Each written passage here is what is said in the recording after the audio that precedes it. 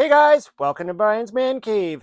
Well, in light of the new Atari 7800 Plus that's coming out, all the news that's been circulating, I've been watching some of the videos people have put out on it.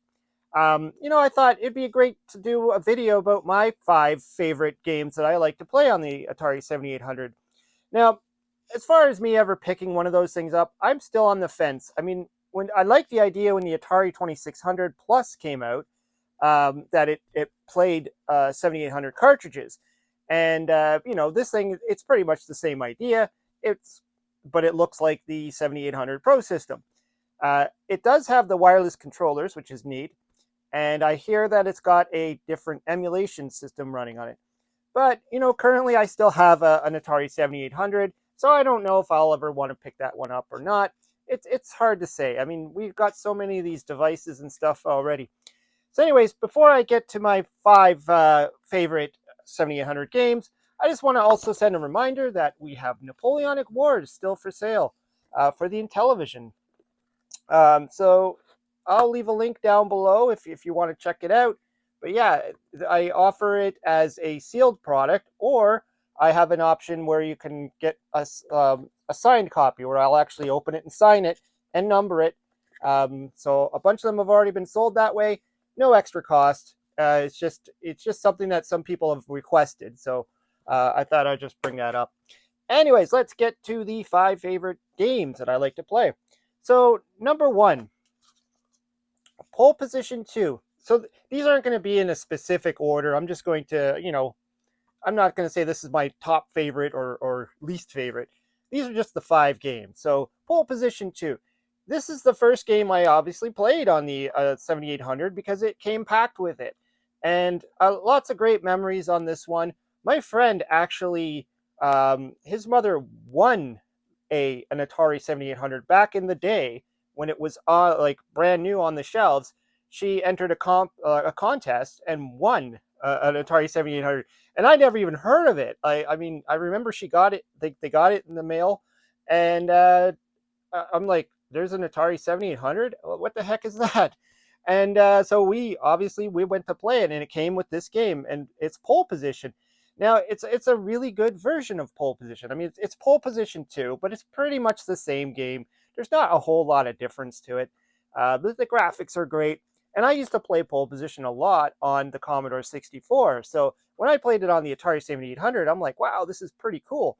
So it's a definite must grab if you own an Atari 7800, and if you don't have one already. The next game is Joust. This game is fun on pretty much any platform you can play it on. Even the Atari 2600 version is great. This plays very similar, but it looks a lot better. I mean, the looks, the graphics, the sound, everything is obviously a little bit more improved. This plays more arcade like style. The 2600 version, it's all right, but it's obviously blocky, and there's no real look to it and feel to it. This gives you that feel, and I think that it's one of those games that you can just keep going back to and keep playing and playing. Um, you know, I I also played this on the Commodore 64 as well, and so it was great getting a version that I can actually play on a console. That's really fun. The next one is one of my favorite games, Donkey Kong. Once I got my Atari 7800 system, this was the one game that I made sure I had to have. So I jumped on and I grabbed it because if you've watched my show before in the past, I always talk about Donkey Kong being one of my more favorite games, especially from the Intellivision era because that's where I grew up playing it. But I love the arcade version. I love the Nintendo version. I love everything. This one plays very, very much like the Nintendo NES version. Obviously, the sound isn't as great because it's using the sound chip on the Atari 7800, which a lot of people kind of argue they made a mistake with. They should have made it better. I think it's pretty much the same sound chip that's used in the 20 and 2600. Correct me if I'm wrong. So the sound isn't as great. There are games that have like that pokey chip that makes better sounds and stuff, but this doesn't have it. But other than the sound and the sound effects, I think this is a really good version. It's not a complete version, unfortunately. They didn't add the pie stage in there. I think there was um, a hack or a homebrew that has the pie stage in it, but unfortunately, yes, this just has the 3 stages, but still overall a great version of the game. The next one is, well, I might as well do this one, Donkey Kong Jr. Again, I bought this and Donkey Kong at the same time because I just had to have it. I loved playing Donkey Kong Jr., especially on the ColecoVision and the Intellivision. The Intellivision ones actually, I think, is a really good version itself. And the ColecoVision, this one kind of is, again, like the Nintendo version. If you've played the Nintendo NES version, this one's very close and it plays quite well. The graphics are great. The sound, again, it's going to have the same sound effects and the same sound chip and all that stuff. But I mean, as far as playing on a 7800, this is one of my go-to games as well. I always like playing Donkey Kong Jr. It's a much different game, obviously, than Donkey Kong, but still fun nonetheless. And the last, I saved this one for the last because it's got an interesting story to it, and that is Impossible Mission. Now, the thing is, the ironic thing is, this is an impossible mission because it cannot be completed. But that being said, it's still fun to play it on the Atari 7800.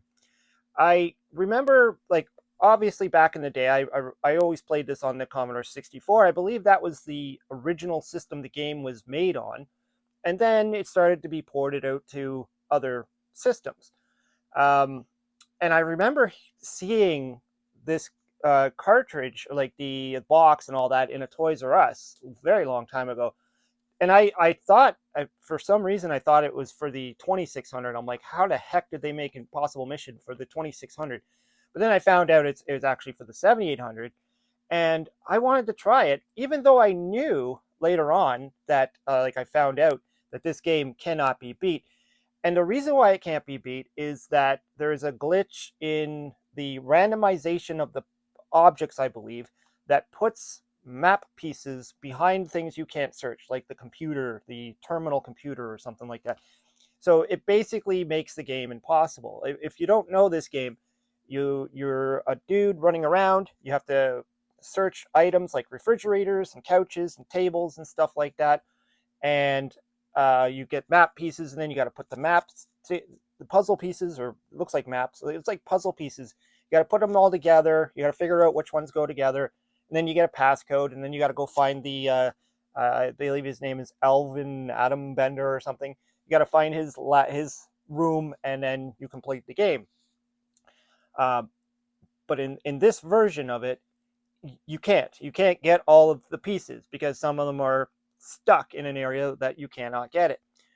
Um, However, there is again another homebrew that exists called, I think they just called it Possible Mission, which is funny, and you can actually complete that version. In fact, I did a video on it a while back where I downloaded it for the emulator, and I couldn't even complete it. I don't think I ever actually completed the game yet. I was doing a live stream of it, and I got so far, and then I ran out of time, and then of course it blows up. But yeah, I think that this one actually is fun to play, even though you can't complete it. It's still a fun game. You can get as far as you can get. You can complete all the elevator shafts. You can get all the pieces you can do. You can put it together. You just can't win, which it sucks.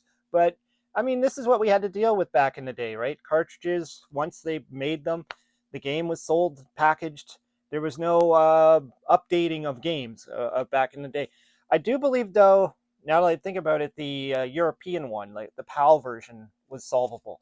Like, I guess when they found the bug, they fixed it, and then for the overseas version, it works. So that's kind of interesting. But yeah, so those are my 5 Atari 7800 games that I always go to.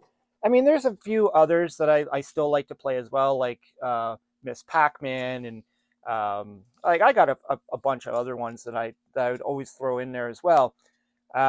And there's some that I don't have that look appealing. I've never tried it yet, like Ninja Golf.